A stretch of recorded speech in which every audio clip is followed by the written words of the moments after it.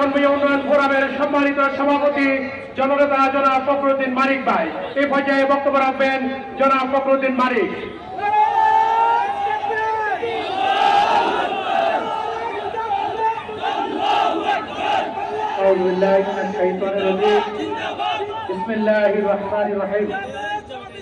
মুক্তিকামী মানুষের প্রিয়তা সালাম।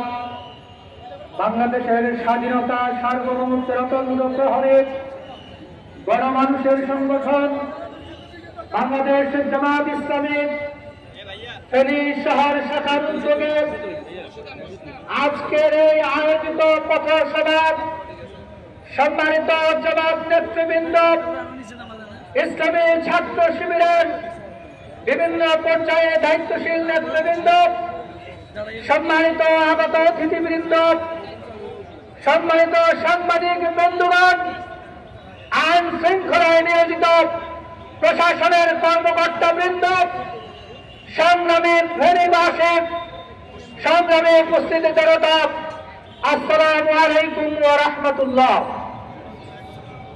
আমরা আল্লাহ সুবহানাহু ওয়া তাআলার শুকরিয়া আদায় করছি। বাংলাদেশ 5ই আগস্ট স্বৈরাচারের কবল থেকে মুক্ত হয়েছে।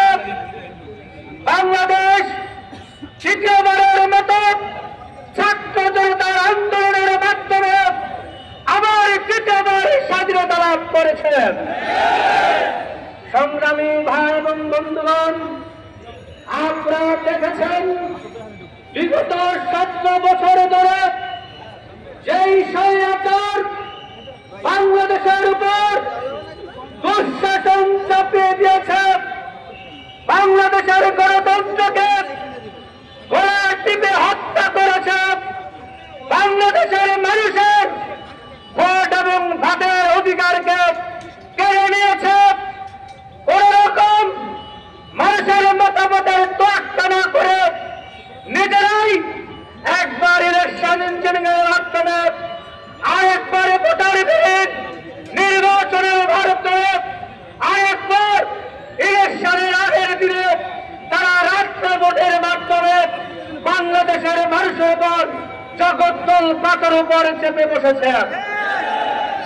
তাদের আক্রমণ থেকে, তাদের ষড়যন্ত্র থেকে বাংলাদেশের নারী, শিশু, আবাল, বৃদ্ধ, বনিতা কেউ রেহাই পায়নি। তাদের আক্রমণ থেকে বাংলাদেশের কোন জনগণ, দল, মত, ধর্ম, নির্বর্ণ নির্বিশেষে সবাই তাদের জুলুমের শিকার হয়েছে। সংগ্রামী ভাই এবং বন্ধুগণ, আমরা বলেছিলাম পৃথিবীর স্বৈরাচার দিকে তাকাও, ওই জালেমদের দিকে তাকাও, ফেরাউনের দিকে তাকাও, নমরুদ, হাম্মাম, সাজ্জাদ দিকে তাকাও, যারা নিজেদেরকে খোদা দাবি করেছে, তাদের গহিংসতে তারা আস্থা করে নিক্ষিপ্ত হয়েছে।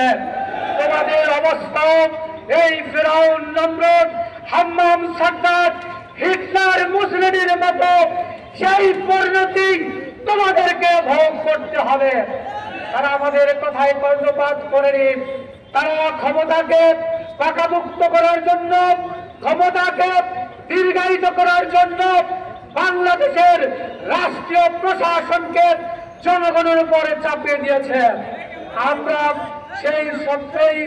সেই আগস্ট থেকে শুরু, 17 জুলাই থেকে শুরু করে 5ই আগস্ট তারা জনগণের উপর নির্বিচারে গুলি করে জনগণের উপর তারা হত্যার শৃঙ্খলার পরিচালনা করেছে। বাংলাদেশের তরুণ ছাত্র সমাজ এই স্লোগান করেছে, we want justice, we demand justice. এই জাস্টিসের জন্যই তারা বাংলাদেশের ছাত্র জনতাকে ঐক্যবদ্ধ করে এই জালেম সরকারের পতনের আন্দোলনকে নিশ্চিত করেছে। সংগ্রামী ভাই এবং বন্ধুগণ, আজকে সহস্রাধিক আমাদের ভাইয়েরা শাহাদাত বরণ করেছে। আমরা তাদের আত্মার মাগফিরাত কামনা করছি, তাদের জন্য শাহাদাতের সর্বোচ্চ মর্যাদা কামনা করছি। আমাদের এই ফেনীতেও, ওই ফেনীতে দীর্ঘদিন চলতে থাকা মুকুটহীন সম্রাট ভাইসা এবং ভাইয়া বাহিনী দিয়ে এই ফেনীবাসীর উপর যারা নির্যাতন করেছে, জড়ো করেছে, তারাও সর্বশেষ বারের মতো শ্রেণীর ছাত্র সমাজের বুকে গুলি চালিয়ে তাদেরকে 21 থেকে 25 জনের মতো নিরীহ ছাত্রকে তারা হত্যা করেছে। আমরা তার তীব্র নিন্দা এবং প্রতিবাদ জানাই। আমরা বলতে চাই, বাংলাদেশে আর কোনো মুকুটের সম্রাটের রাজত্ব প্রতিষ্ঠিত হতে পারবে না। বাংলাদেশে আর কোন স্বৈরাচার আমাদের জাতির উপর চেপে বসতে পারবে না। আর কেউ বাংলাদেশের রাষ্ট্রীয় সম্পদকে দখল করতে পারবে না। আর কেউ জনগণের সম্পদকে কুক্ষিগত করে সম্পদের পাহাড় তৈরি করতে পারবে না। বাংলাদেশ জামাত ইসলামী জনগণের রক্ষা, যে কোনো দুর্যোগে যেভাবে এই জনতার পাশে ছিল, আজকেও আছে, আগামীতেও থাকবে ইনশাল্লাহ। 18 তারিখ থেকে শুরু হওয়া এই বন্যায় আমাদের আমির জামাত ফেনীতে এসেছেন, ফেনীকে দেখেছেন, ফেনীর বন্যা তৎপরতায় ত্রাণ কার্যক্রম পরিচালনা করেছেন, আমাদেরকে নির্দেশ দিয়েছেন। আমি নিজেও 22 তারিখ থেকে আমার নিজের এলাকা দাগনপুর এবং প্রত্যেকটা অঞ্চলে আমি 17টি ইউনিয়নের প্রত্যেকটা গ্রামে গ্রামে যাওয়ার চেষ্টা করেছি। প্রত্যেকটা বাড়িতে বাড়িতে গিয়ে তাদের কাছে আমাদের ছোট্ট উপায়গুলো পৌঁছে দেওয়ার চেষ্টা করেছি। আমাদের একটা প্রভাব আছে। আমরা বলছি, শুধু উদ্ধার করে নয়, শুধু খাবার দিয়ে নয়, শুধু চিকিৎসা দিয়ে নয়, বাংলাদেশ জামাত ইসলামী এই বন্যা পরবর্তী পুনর্বাসন করা পর্যন্ত আমরা মাঠে আছি, মাঠে থাকবো। এই জনগণের পাশে থেকে আসুন, বাংলাদেশ জামাত ইসলামী ইসলামী ছাত্র শিবিরের এই সামাজিক কার্যক্রমে, মানবতার কার্যক্রমে আমরা শ্রেণীবাসীর কাছে উদাত্ত আহ্বান চাই।